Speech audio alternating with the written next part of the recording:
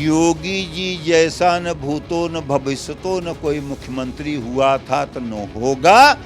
बड़े बड़े माफिया आप देखिए प्रभु राम के पास चले गए। माँ कट्टर हिंदू होने पर मुझे गर्व है। हिंदू में जन्म लिए तो उसमें नहीं गर्व होगा तो होगा किस। कब्रिस्तान में जाएंगे तो वहाँ तो जमीन कच्चा ही चाहिए ना, वहाँ पक्का का क्या है जरूरत। वहाँ तो गाड़ने का है काम, वहाँ गाड़ कर चले आए, वहाँ और क्या सुविधा उनको चाहिए।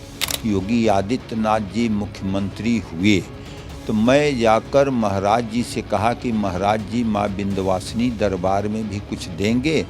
जो भी सुविधा दिया जाता था कब्रिस्तानों पर दिया जाता था। हम तो जो राम को मानेंगे, जो भारत माता को मानेंगे, हम उनका सहयोग करेंगे।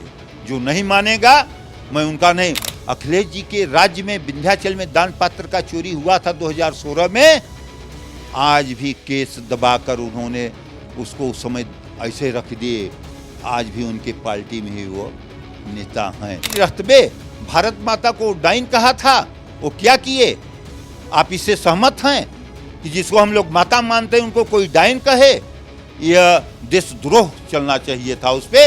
रामद्रोही देशद्रोही एक भी मेरे नाम से मतपेटिका में डाल देंगे, मेरा मतपेटिका अशुद्ध हो जाएगा। ऐसे लोगों का मुझे वोट नहीं चाहता।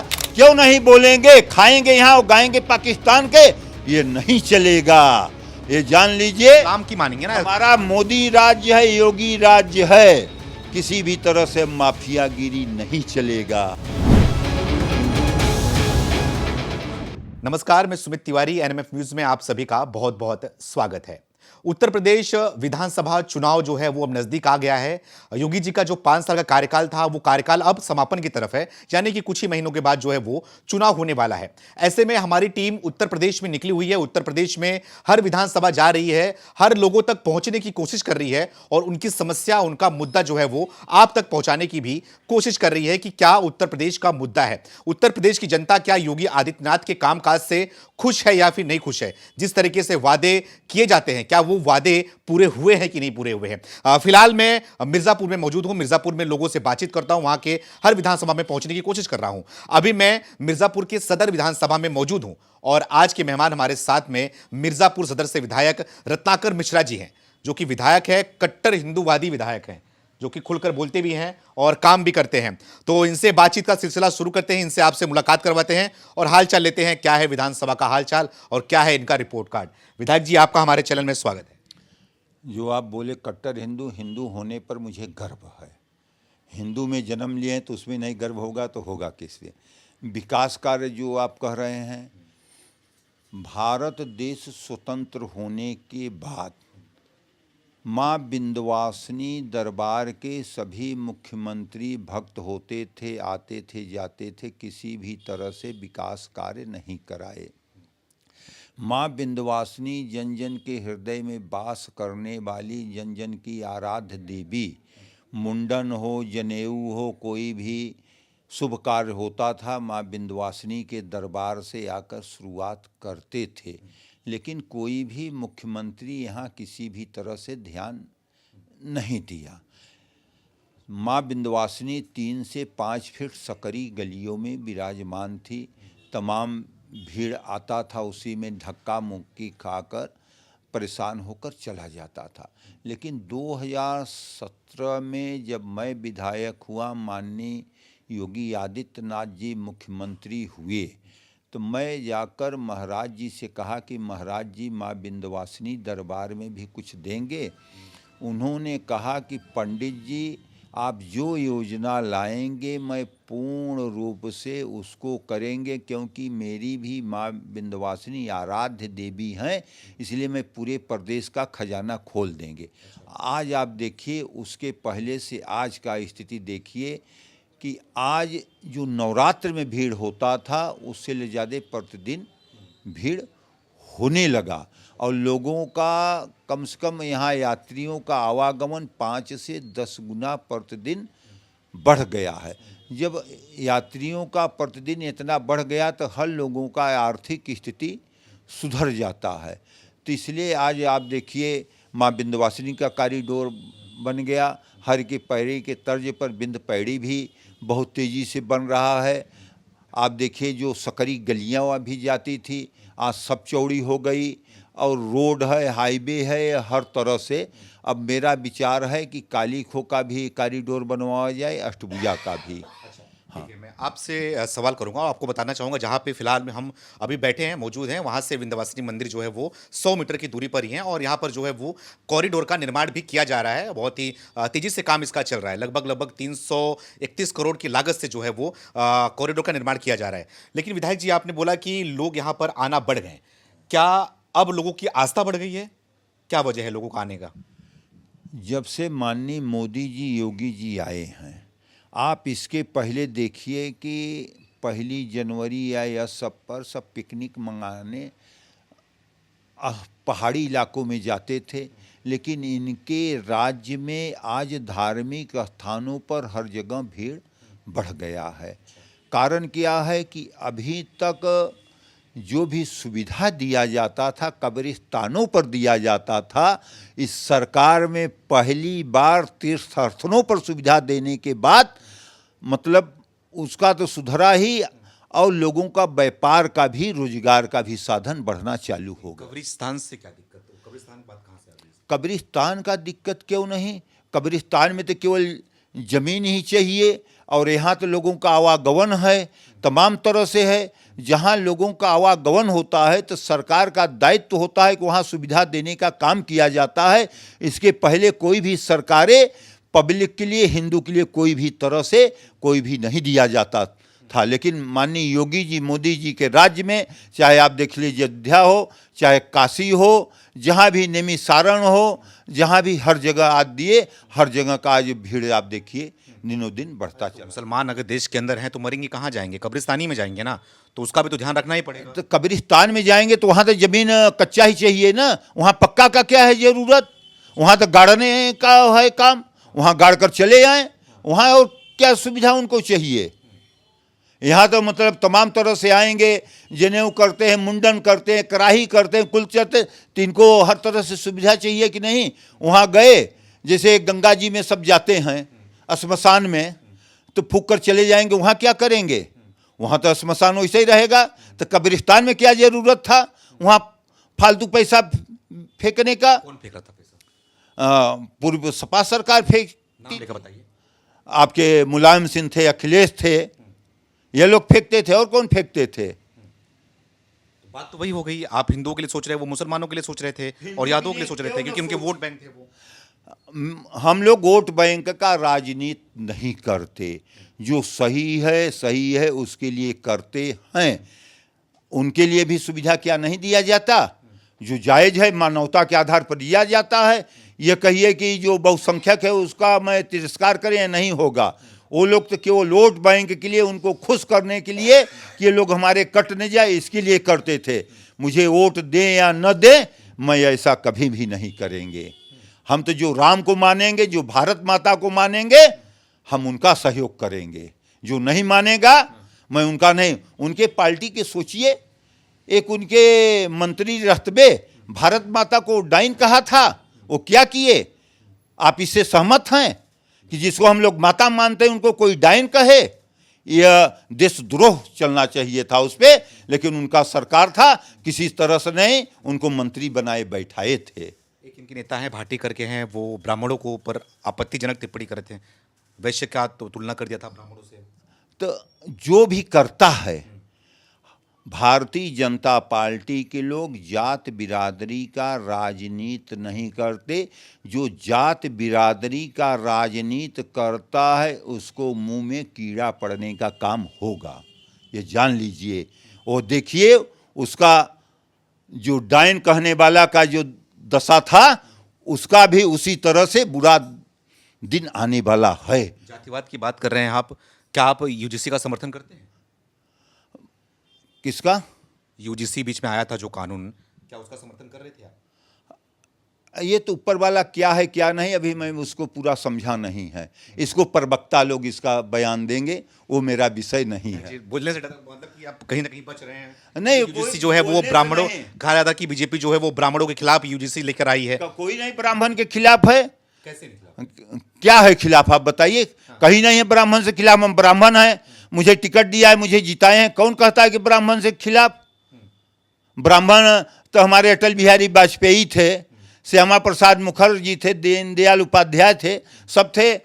और जो भी पार्टी हैं, सब पार्टी को अगर देखिए, बैठाने वाला ब्राह्मण। मेरा सवाल नहीं है, ये सवाल है जब मैं ग्राउंड पे जा रहा हूँ, लोगों से बातचीत कर रहा हूँ ना, अगर मैं ब्राह्मणों के बीच में जा रहा हूँ तो वो बीजेपी से तो कहीं ना कहीं खुश है, काम काज को साइड रखा जाए, लेकिन दो काम से बहुत नाराज हैं, दो चीज से, दो बिल से। एक तो SC ST से, और जिसका नाम लिया मैंने यूजीसी में यह है कि यूनिवर्सिटी के अंदर जो बच्चे पढ़ते हैं, ब्राह्मण बच्चे पढ़ते हैं, उनके लिए जो है वो उसके ऊपर कोई भी पिछड़ा दलित जो है वो केस कर सकता है, कुछ भी कर सकता है, उस पर सुनवाई जो है वो तत्काल जो की जाती थी। लेकिन लोग जो है इसका विरोध किए, सड़कों पर आए, यूजीसी को जो है सुप्रीम कोर्ट के द्वारा जो है रोक लगा दी गई है। और दूसरा जो परेशान है, SC ST एक्ट के द्वारा परेशान है यहाँ के ब्राह्मण, तो बहुत खफा चल रहे हैं उसमें, तो उसके बारे में क्या कहना चाहिए? ये जो आप कह रहे हैं, ये आज से नहीं, ये पहले से था। और यह भी जो यूजीसी वाला था, एक दिग्विजय सिंह ने पेश किया था, अध्यक्ष वही थे। ये कोर्ट का मामला है, कोर्ट इसको किया। आपके भी बहुत सारे उसमें विधायक और सांसद भी थे, नहीं, प्रधान खुद थे उसमें। नहीं, अध्यक्ष रख दिया तो सरकार उसको लागू नहीं किया है। कोर्ट ने उसको स्टे दे दिया है, तो उसको लागू नहीं किया। जब कोर्ट में चला गया तो कोर्ट के विषय में मेरा बोलने का कोई अधिकार नहीं है, ये जान लीजिए। कोर्ट के विषय में मैं टिप्पणी नहीं कर सकते। कोर्ट जो करेगा वो स्वागत योग्य रहेगा।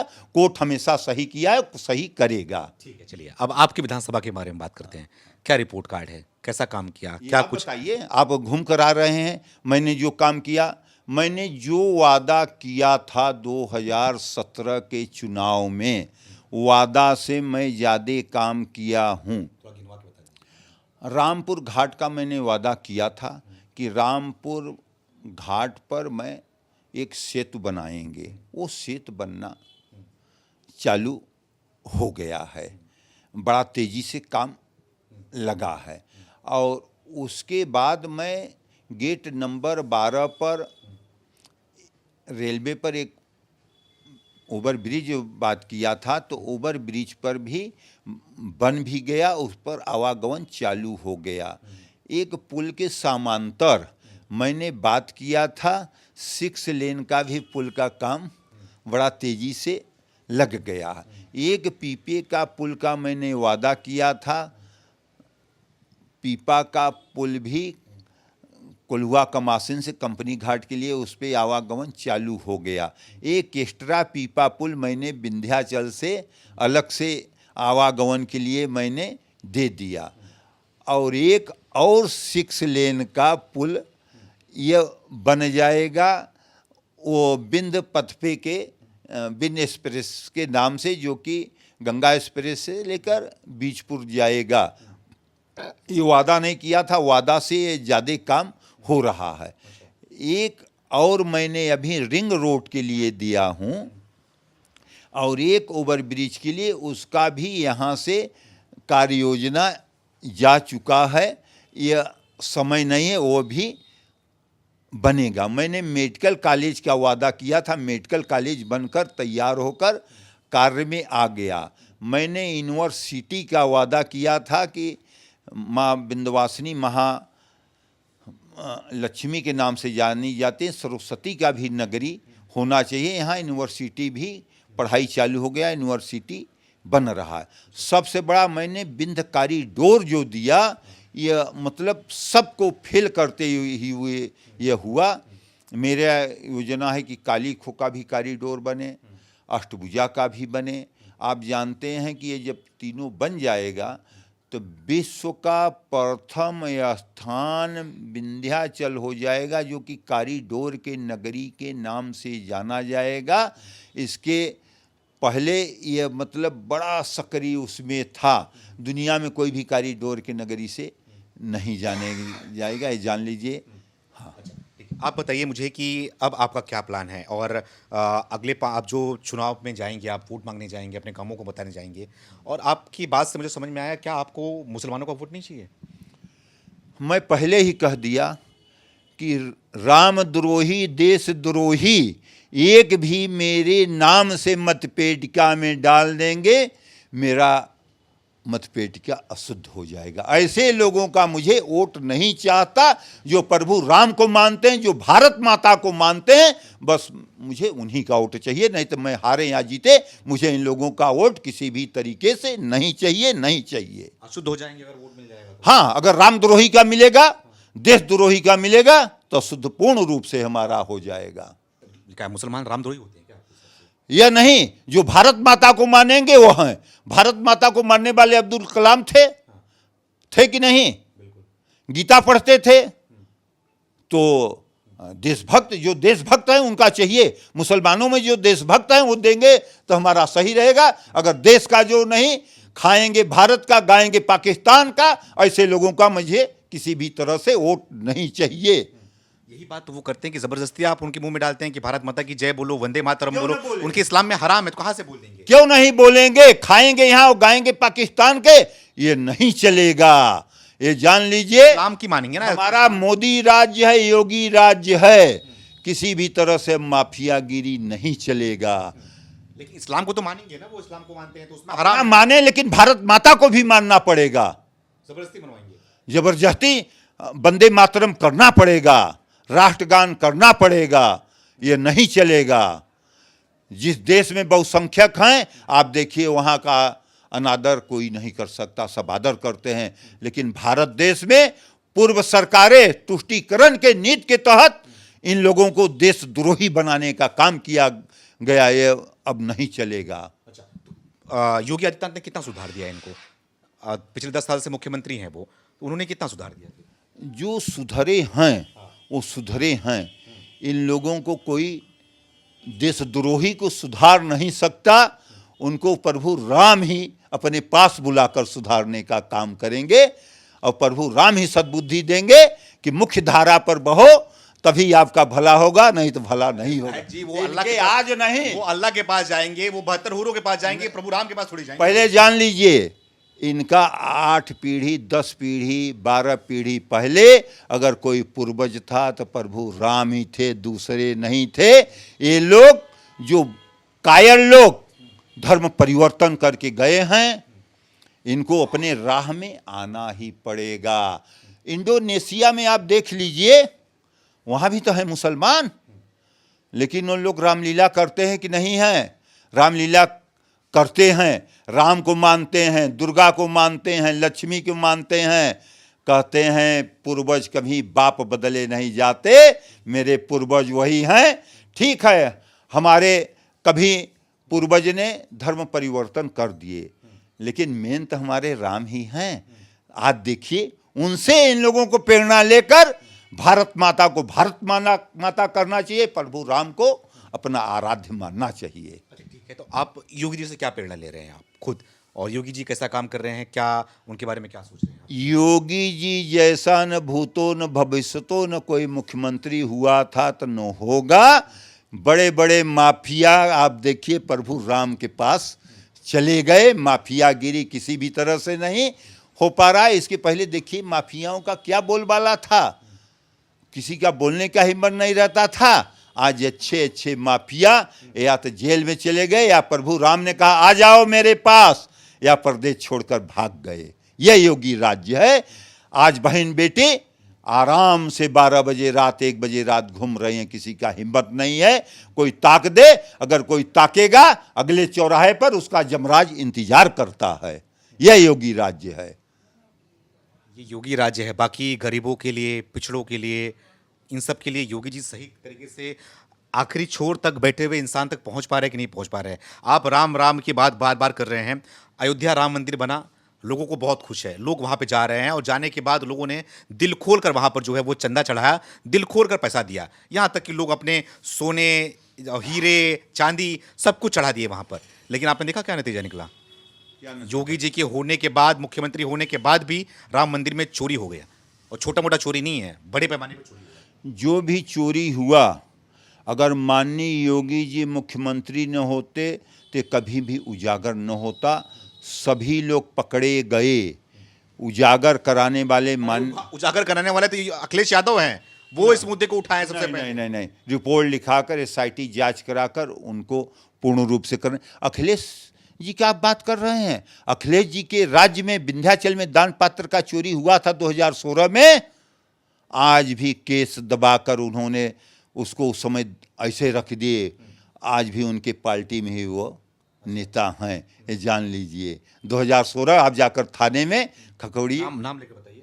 आप देख लीजिएगा, नाम मैं नहीं लेता, आप देख लीजिएगा कौन है चोर कौन नहीं, उन्हीं के पार्टी में आज भी विराजमान है। उसको क्यों नहीं उसके लिए बोल रहे हैं? नाम लेके बताएंगे तो लोगों को पता चलेगा ना विधायक जी। उनके पार्टी का है, सभासद है, आज भी है उनके पार्टी में, विंध्याचल से ही है। आप जाकर उसको देखिए, वो चोरी में वो पकड़ा गया था। नाम पता करना तो सर्च कर लो, पता चलेगा। हाँ, आप नाम सर्च कर लीजिएगा। और तहसीलदार ने रिपोर्ट लिखाया था, दूसरा नहीं, 2016 था, इसलिए उसको दाब दिया गया। हाँ, माननीय योगी जी ने पूर्ण रूप से जो था उसको उजागर करके कार्रवाई कराने का काम किए। ये मामूली बात नहीं है, चोर चोर होता है कोई भी हो, लेकिन अखिलेश जी ने उसको। ये बताइए कि ये भी खबर सामने आ रही है, कहीं से निकल के थोड़ी बहुत आ रही है कि इस बार बीजेपी जो है वो चुनाव लड़ेगी, वो मोदी के नाम पे ही लड़ेगी, योगी जी के नाम पे नहीं लड़ेगी। तो क्या लगता है, क्या सोचते हैं इसके बारे में, क्या फायदा क्या नुकसान होगा इसमें? माननीय मोदी जी, योगी जी हमारे नेता हैं। माननीय मोदी जी के, योगी जी के नेतृत्व में पहला भी चुनाव माननीय मोदी जी के ही नेतृत्व में, चाहे 2014 हुआ हो, चाहे यहाँ का 17 हुआ हो, चुनाव लड़ा गया था। 2022 वाला चुनाव माननीय मोदी योगी दोनों लोगों के नाम पर लड़ा गया था, और यह भी चुनाव लड़ा जाएगा। फाइट कितना देते हुए दिखाई दे रहे हैं, खास करके अखिलेश यादव से? ये आप जान लीजिए, अखिलेश जी कहीं दूर दूर तक नहीं, 2017 से ज़्यादा बहुमत आने का काम होगा। 17 से ज़्यादा आप देख लीजिएगा, 17 से कम नहीं रहेगा।